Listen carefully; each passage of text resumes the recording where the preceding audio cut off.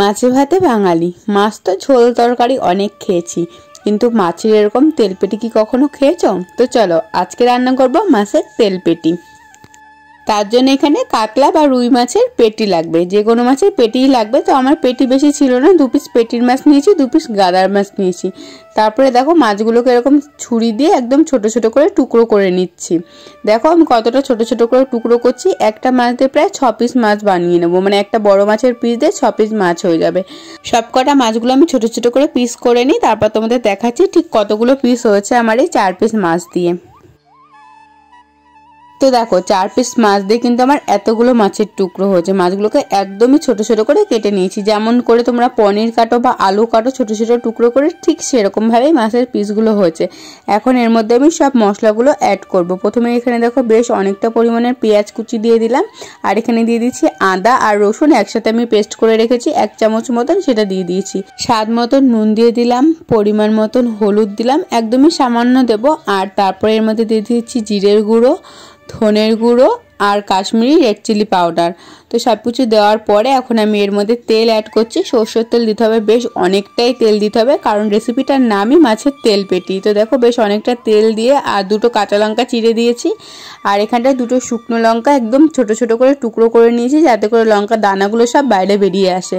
এখন খুব ভালোভাবে হাত দিয়ে দেখো মাছের সাথে মশলাটাকে মেখে নিতে হবে। এই রান্নাটা কিন্তু তুমি যত ভালো করে মাখবে মাছের সাথে মশলাটা, তার উপরেই কিন্তু এই রান্নার টেস্টটা আসবে। চাইলে তোমরা এখানে একটু টমেটো দিতে পারো, তো আমার কাছে টমেটো ছিল না বলে আর টমেটোটা অ্যাড করা হয়নি। টমেটো দিলেও কিন্তু স্বাদটা আরও বেশি ভালো হয়।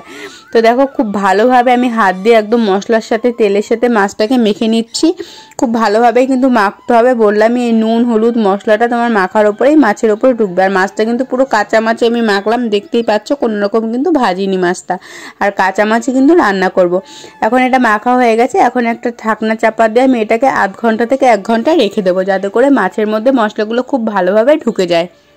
কড়াই গরম বসিয়ে দিয়েছি, এর মধ্যে দেখো সরষের তেল দিয়ে দিলাম পরিমাণ মতন। ওটার মধ্যে অনেকটা তেল দেওয়া ছিল, আর একটুখানি দিয়ে দিলাম এটার মধ্যে, যেহেতু মাছটা দেবো সেই কারণে। এখন তেলটা পুরো কড়াইতে খুব ভালোভাবে আমি দিয়ে দিচ্ছি, যাতে করে কড়াইতে মাছ দিলে মাছটা লেগে না যায়।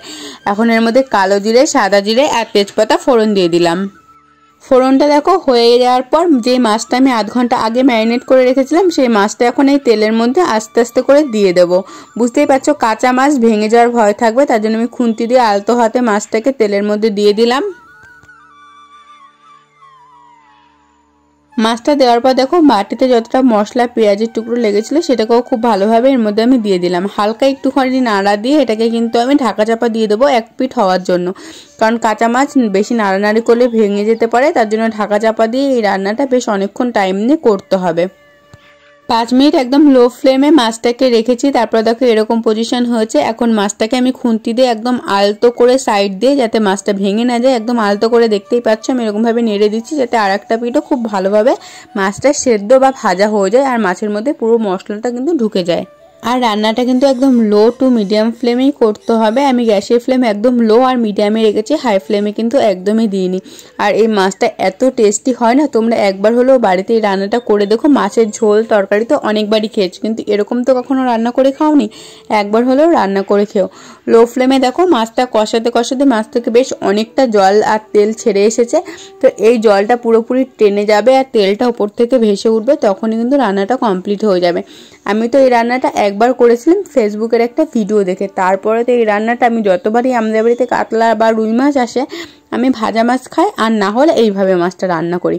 মাছ থেকে যতটা জল বেরিয়েছিল পুরোটাই টেনে গেছে। এখন দেখো উপর থেকে তেলটা ভেসে উঠেছে, আর মাছগুলোও কিন্তু পুরো সেদ্ধ হয়ে গেছে, নরম হয়ে গেছে, আর মশলাগুলো একদম মাছের সাথে মিশে গেছে।